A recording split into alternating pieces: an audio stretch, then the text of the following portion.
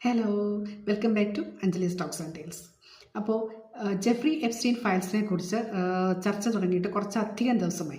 But still അതെന്താണെന്ന് അറിയില്ലാത്ത ഒരുപാട് പേരുണ്ടെന്ന് മനസ്സിലായി. അവർക്ക് വേണ്ടിയിട്ടാണ് കേട്ടോ ഈ വീഡിയോ. അപ്പോൾ ആരാണ് ജെഫ്രി എപ്സ്റ്റീൻ? എന്താണ് എപ്സ്റ്റീൻ ഫയൽസ്?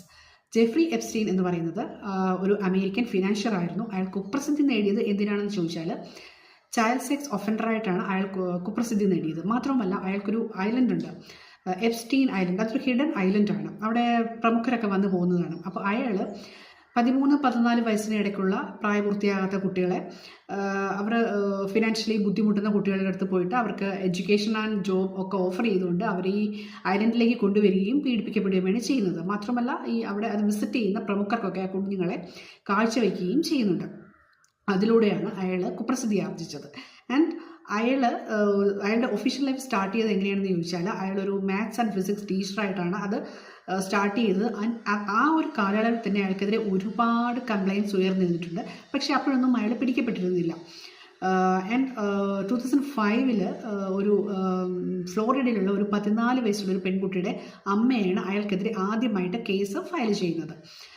ആ കേസിൽ അയാൾ അറസ്റ്റ് ചെയ്യപ്പെടുകയും വെറും 13 months മാത്രം അയാൾ ജയിലിൽ അടയ്ക്കപ്പെടുകയും ചെയ്തിരുന്നു.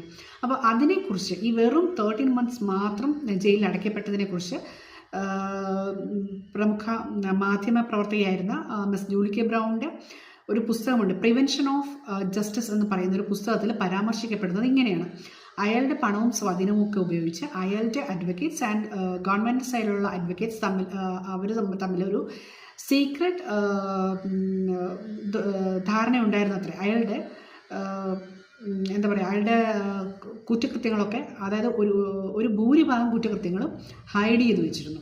അങ്ങനെയാണ് അയാൾക്ക് വെറും 13 മാസങ്ങൾ മാത്രം ശിക്ഷ ലഭിക്കുകയും അയാൾ പുറത്തിറങ്ങുകയും ചെയ്തിരുന്നത്. ആൻഡ് 2019 അയാൾ വീണ്ടും അറസ്റ്റ് ചെയ്യപ്പെട്ടു. അതിനുശേഷം ഒരു ചെറിയ കാലയളവിൽ തന്നെ ഇവൻച്വലി അയാൾ സൂയിസൈഡ് ചെയ്യപ്പെടുകയും ചെയ്തിരുന്നു. അത് സൂയിസൈഡാണോ മർഡറാണോ എന്നുള്ള കാര്യത്തിൽ ഇപ്പോഴും സംശയം നിലനിൽക്കുന്നുണ്ട്.